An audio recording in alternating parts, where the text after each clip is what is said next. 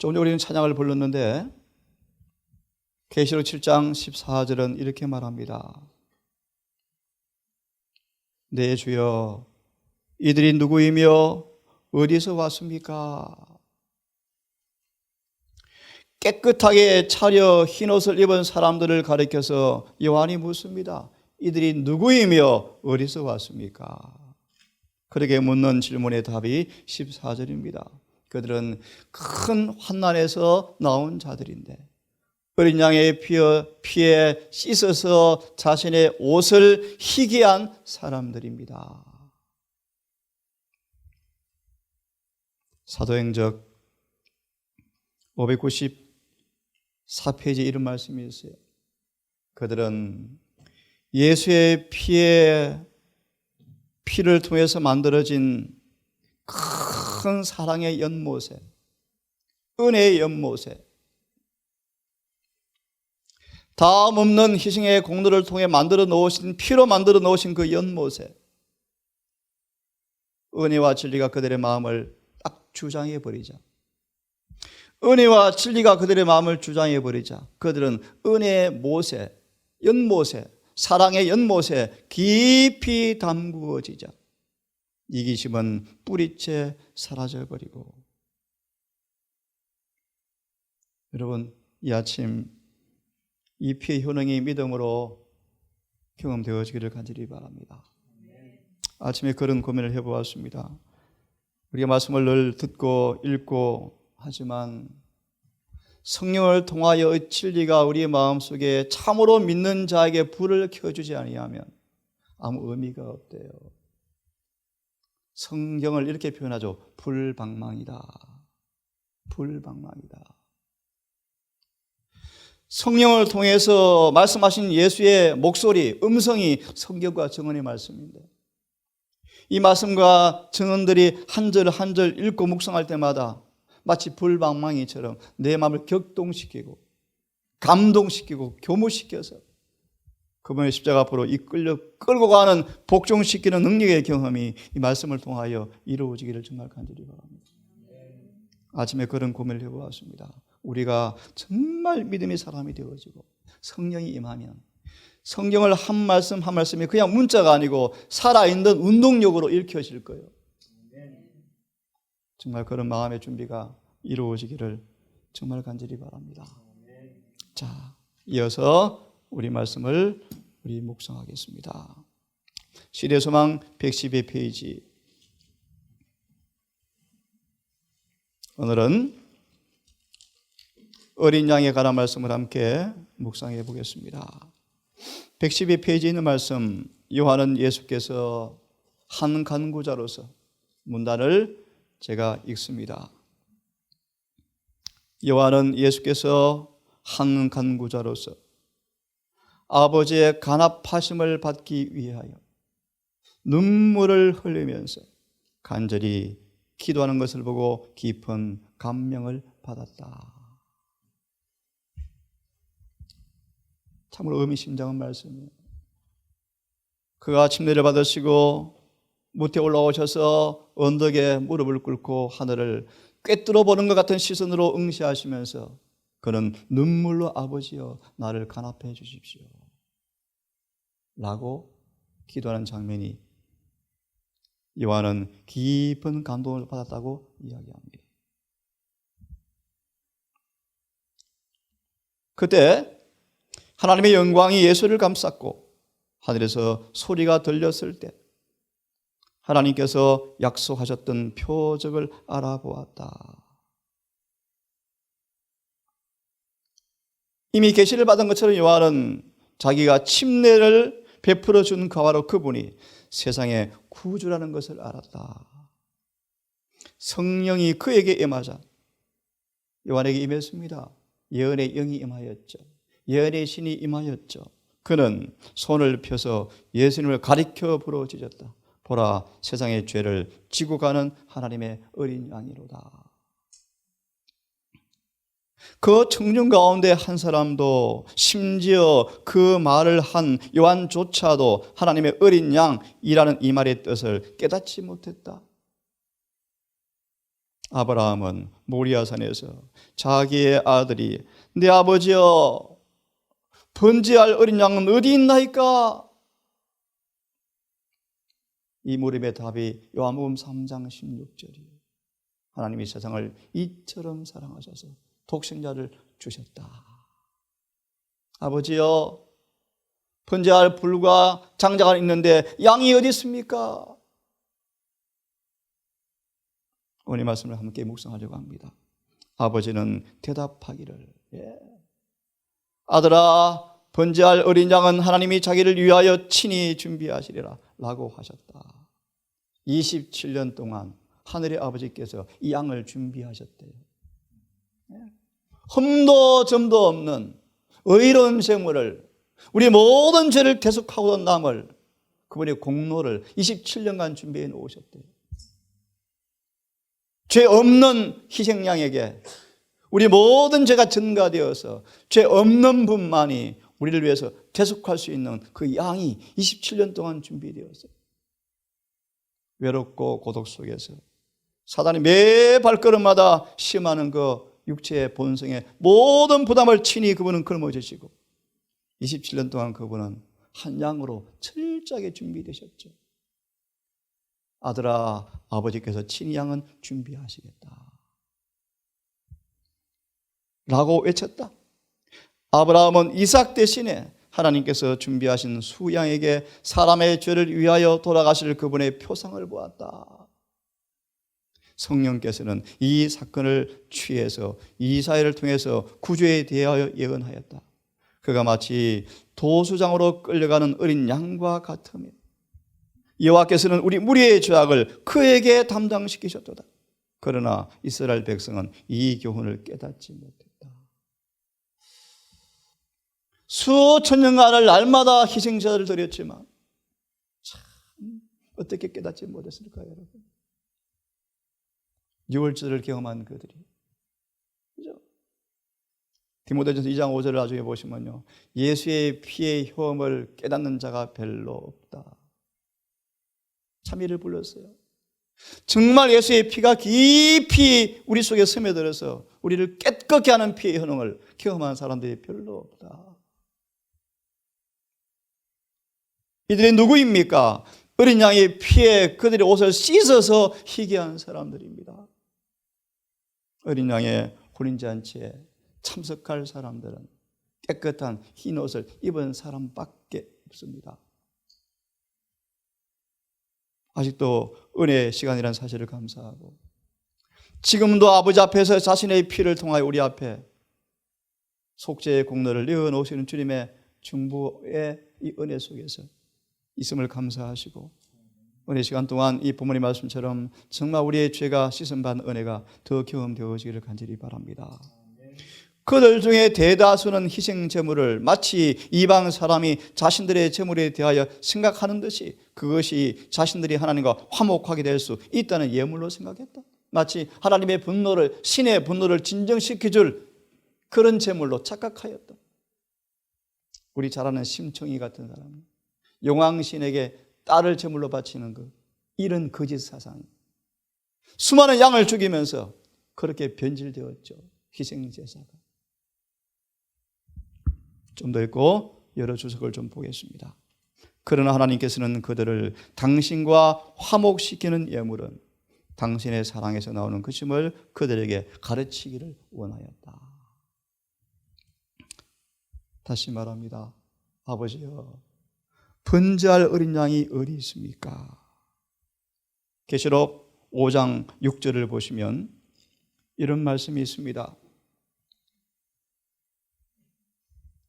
또 내가 보니 보좌와 내 생물과 장로들과 사이에 어린 양이 섰는데 일찍 죽임을 당한 것 같더라. 5장 6절 주석은 우리에게 이렇게 말합니다. 보좌 가운데 계신 어린 양이, 보좌 가운데 계신 어린 양이 어떤 의미인가? 우리를 하나님과 연합시키고 우리를 하늘과 연결시키는 의식이다. 죄로 인하여 하늘과 땅에 깊은 연못이 10년 골짜기가 생겼는데 그 골짜기를 아무도 건너갈 수가 없죠.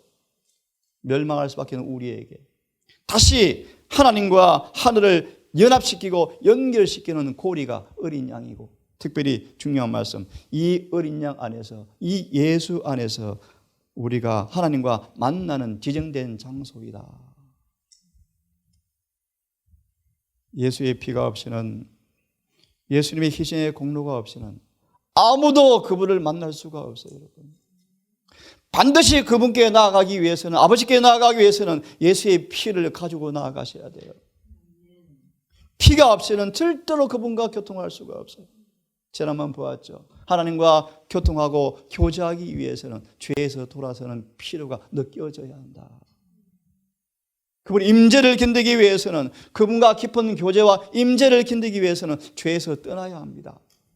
아니, 우리는 소멸시키는 불에 소멸을 당할 것입니다. 의미심장한 말씀이요.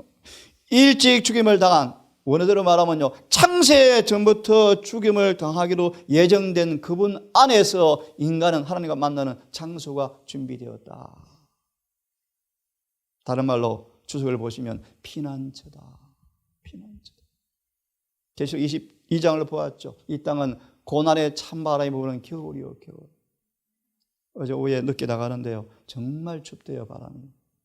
딱 저수지 내려가는데 찬바람이 얼마나 얼굴을 이렇게 에워싸는지 귀가 아프대요. 실이 돼요. 이 땅은 여러분 한 군데도 우리가 피난할 피난처가 없습니다. 사단은 죄를 범한 사람들을 맹추격하고 있고 우리는 끝내 잡혀 죽을 거예요. 만약에 피난처가 없다면 그것이 바로 도피성이죠.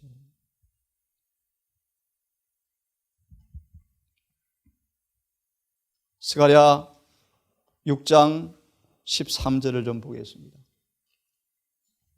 이 어린 양은 죄로 인해서 영원히 분리되어지고 영원히 멸망당할 운명에 처해 있는 이 지구성에 하나님께서 인간을 하나님과 연결시키고 하늘과 교통하고 아버지를 만날 수 있는 장소로 어린 양을 친히 준비해 놓으셨습니다. 스가랴 6장 13절을 보시면 이 사실을 이렇게 표현합니다. 아버지여, 번제할 어린 양이 어디 있습니까? 라는 응답으로 요한복음 3장 16절을 인용하시면서 아버지께서 친히 어린 양을 준비해 놓으셨다. 이것이 바로 하나님이 세상을 이처럼 사랑하사 독생자를 주셨다. 사랑이 여기 있다라고 말하고 있는 것입니다. 6장 13절을 봅니다. 계시록 5장 6절에 관한 이어서 주석의 말씀인데요. 6장 13절입니다.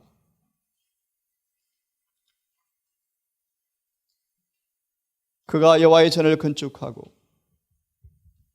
예수님은 이 땅에 인간으로 오셔서 인간이 범죄로 인하여 하나님의 거하는 성전 되기를 멈추고 중단하여 마귀가 거처가 되어버린 인간의 성전을 회복하고 복구하고, 어떻게 인간이 다시 하나님의 성전으로 건축되어지는가를 27년을 걸쳐서 그분은 전을 친히 건축하셨대요. 한마디로 죄 없는 거룩한 생애를 오직 하늘의 아버지의 설계 도면대로 철저하게 사심으로 예수님은 그 영혼의 성전이 아버지의 가는 건축물로 딱 건축이 되어진 모습을 이 성경 그렇게 표현합니다. 여호와의 전을 건축했다. 이것도 공부하면 참 의미심장한데 여러분, 어떤 사람으로 오셔서 전을 건축했는가? 12절, 순으로 오셔서 건축했다. 정말 놀라운 말이에요, 여러분. 연한 순과 마치 가지같이 돋아나서 여호와의 전을 건축했다. 이게 무슨 뜻인지 아십니까, 여러분?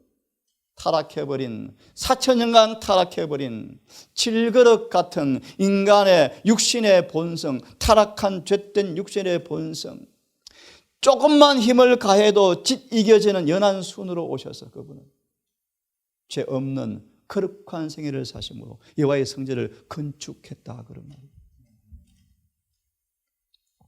영광도 얻고, 요한 17장 1절 3절, 내가 너를 이미 영광스럽게 하여 놓으라, 그렇게 선포해. 영광도 얻고 그 위에 앉아서 다스릴 것이요, 다 설명할 수가 없고요. 이 구절 한번 봅니다. 이 아버지와 아들 사이에 평화의 의논이 있으리라. 이거요. 평화의 의논. 부자순자를 보시면, 범죄와 타락을 보시면 하늘은 통곡하고 있었다. 범죄한 인류가 멸망을 피할 수 없는 것처럼 보이게 되었을 때 온 하늘은 통곡하고 있었다. 죄를 지은 인간이 더 이상 피할 길이 없이 영원한 죽음이 그들의 싹시 되었고, 지구는 더 이상 화목될 수 없는 그 영원한 멸망한 처지를 천사들이 바라보면서 통곡했다 그랬을 때, 드디어 아버지와 아들이 깊은 고민과 숙고 끝에 창세 전부터 의논해 놓았던 평화의 의논, 구속의 경륜을 선포하는데, 이삭이 아버지, 어린 양이 어디 있습니까? 아버지께서 친히 준비하셨다라는 응답을 선포하신 것이었습니다. 보실래요? 6장 13절. 평화의 의논. 평화의 의논. 여러분, 평화. 이 말의 의미가 엄청 깊어요. 평화. 무한하신 그분의 사랑은, 무한하신 그분의 사랑은 말 그대로 무한이에요. 무한. 그분의 자비를 측량할 수가 없죠. 그렇게 무한하신 그분 앞에 죄는 조금도 잠신도 있을 수가 없어요. 그래서 그분은, 그렇게 살아계신 그분께서 죄가 발견되어질 때마다 소멸시키는 불이요. 불. 평화라는 말의 의미를 여러분 이해하세요. 그런 그분의 진노, 분노, 공의의 그 복수 앞에 하나님께서 친히 자신의 독생자를 화평시키는, 화목시키는, 평화시키는 제물로 친히 자신을 내어놓았습니다. 사람의 타락은 온 하늘을 슬픔으로 가득 채웠다. 저는 아침마다 산책을 하면서 우리 장인 무덤을 봅니다. 삼거리 오른쪽 편백나무 밑에 묻어놨죠. 흔적이 없어요. 여러분, 죄는 우리를 소멸시켜요. 없는 것처럼 만들어요. 없는 것처럼. 영원히 존재하지 않는 것처럼 만들어요. 죄는 그렇게 무서운 것이에요. 우리를 하나님께서 영원히 영생을 주시려고, 우리를 위해서 화목제물이 되셨어요. 여러분. 자, 읽어보겠습니다. 하나님께서 창조하신 세계는 죄의 저주로 시들었고, 죄의 저주로 시들었고, 저주란 말이 의미가 심장해요. 문둥병이란 말이 가장 적절해요. 문둥병. 온 지구가 문둥병으로 물들어 있는 거예요. 도처에.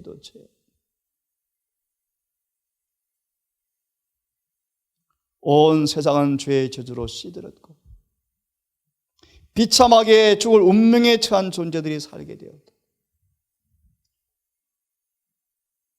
130세 가까운 할아버지 한 분이 인터뷰를 했는데, 할아버지 장수하셨네요.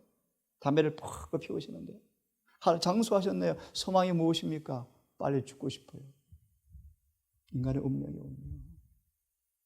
이런 우리를 위해서 주님께서 어린 양을 준비해 놓았어요.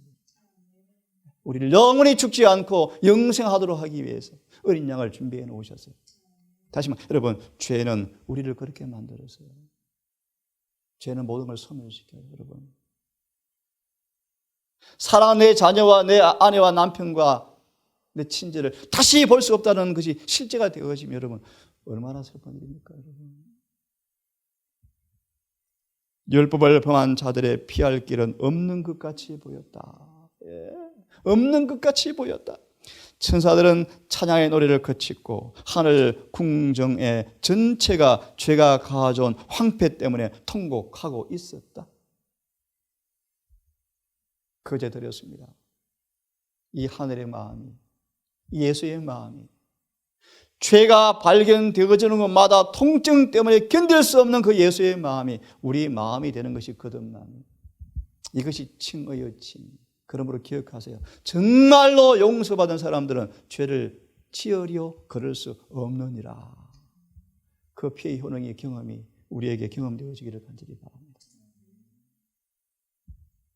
하늘의 영광스러운 사령관이신 하나님의 아들, 타락한 인류를 불쌍히 여기셨다. 잃어버린 세계에 임할 화가 그분 앞에 떠오를 때 그분 마음은 무한한 동정심으로 감동되셨다. 그리하여 하나님의 사랑은 사람이 구속받을 수 있는 한 경륜을 입안하셨다. 부자신이 나오죠. 여러 번 깊이 고민과 고민 끝에 아버지 아들이 회의를 거듭하시고 이제 회의를 반포하시는데 그것은 쉬운 결정이 아니었다. 깨어진 하나님의 율법은 죄인의 생명을 요구하였다. 온 우주에서 사람을 위하여 이 요구를 만족시킬 수 있는 이는 한 분밖에 없었다.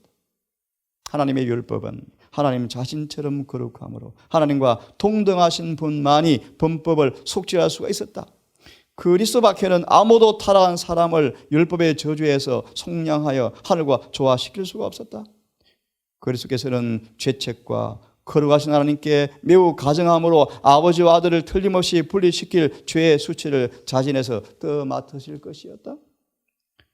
그리스도께서는 타락한 인류를 구원하시기 위하여 비참한 10년에까지 내려가실 것이었다.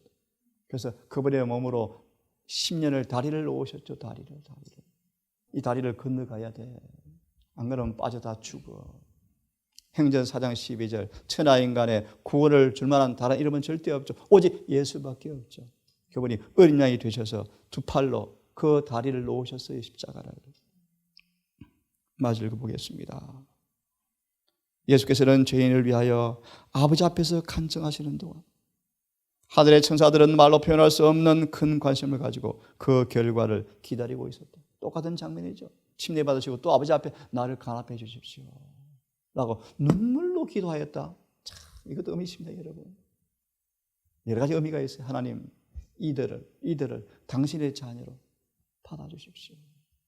눈물로 간구하셨다. 내가 대신 서겠습니다. 좀 이따 그 문장 읽고 마치면 좋겠네요.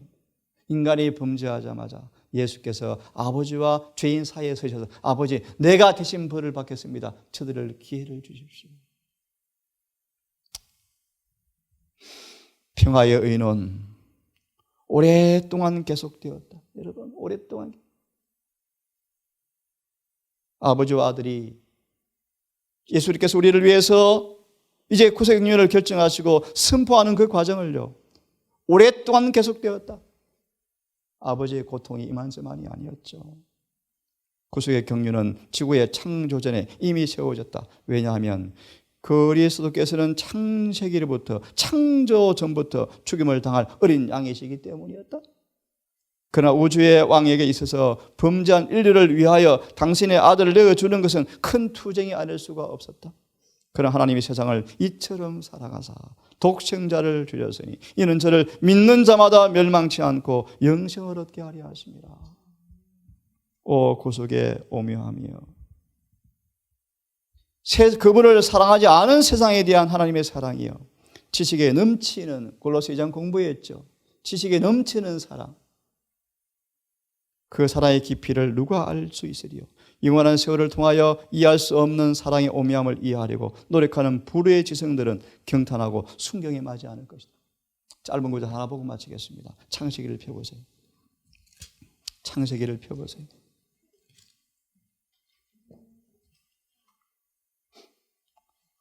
주석을 바로 하나 읽습니다. 3장 15절. 창세기 3장 15절 주석을 하나 읽고 같이 읽고 마치겠습니다. 인간을 대신하기로 하심이란 말씀이 있죠. 창세기 3장 15절 주석에 인간을 대신하기로 하심. 찾았습니까? 예. 읽습니다. 함께. 시작. 인간이 사탄의 유혹을 받아들이고 하나님께서 하지 말라고 하신 바로 그 일을 했을 때 하나님의 아들 그리스도께서 산자와 죽은 자 서셔서 말씀하시기를 나로 그 형벌을 받게 해 주소서. 제가 사람의 자리에 대신 서겠습니다. 사람에게 기회를 한 번 더 주소서라고 하셨다. 거룩하신 아버지, 이삭의 부르짖음처럼 우리가 모두의 마음속에 죄와 사망의 사슬에서 누가 건져낼 수 있을까라고 부르짖는 그 외침 앞에 하늘의 음성이 들리기를 이는 내 사랑하는 아들이요 내 기뻐하는 자라라는 한 분을 보내셨어. 어린 양이 되신 사실을 이 시간 아버지 생각해 보았습니다. 하나님, 예수님 안에서 아버지와 교제하고 만나고 예수의 피를 통하여 다시 한번 하늘에 갈 수 있는 기회를 부여받고 죄의 저주에서 깨끗이 씻음받고 마치 범죄한 적이 한 번도 없던 천사처럼 우리를 변화시키셔서 하늘에 복귀시키는 그 놀라운 사랑의 다리가 우리에게 있음을 참으로 감사합니다. 오늘 아버지 한 달 동안 어린 양이신 주님과 깊이 교제하고 대화하고 함께 걷고 함께 먹고 마시는 경험을 통하여 주님의 사랑의 피의 효능이 그 깊이 경험했던 사도 요한처럼 그의 전 존재의 피가 효능이 전염되어서 그를 마침내 변화시켜서 깨끗한 흰 옷을 차려 입은 사람으로 만들어 주었던 동일한 능력이 우리의 삶에도 아버지 원하오니 이 일을 자비를 베푸셔서 성령을 통하여 경험할 수 있도록 인도해 주시옵소서. 이 동산 식구들이 새해에는 결심하여 아직 은혜의 연못이 열리는 동안에 연못에 깊이 잠가지는 헌신의 경험을 통하여 품성의 변화가 이루어지고 죄가 극복되어지고 결정과 결함이 고쳐져서 우리의 삶 속에 십자가 높여지고 십자가의 표식이 이마 마음에 기록되어지는 사람으로 이 한 해 준비되게 인도해 주시옵소서. 오늘도 아버지 한 달을 맡기오니 해가 지도록 우리의 모든 삶을 질과 성령님 통제하시고 제어하셔서 미끄러지지 않게 하시고 곁길로 가지 않게 하시고 오직 정로로 걸어갈 수 있도록 오늘도 종일 우리와 함께 주시옵기를 우리를 사랑하시는 예수님 이름 의지하여 간절히 기도드리옵나이다.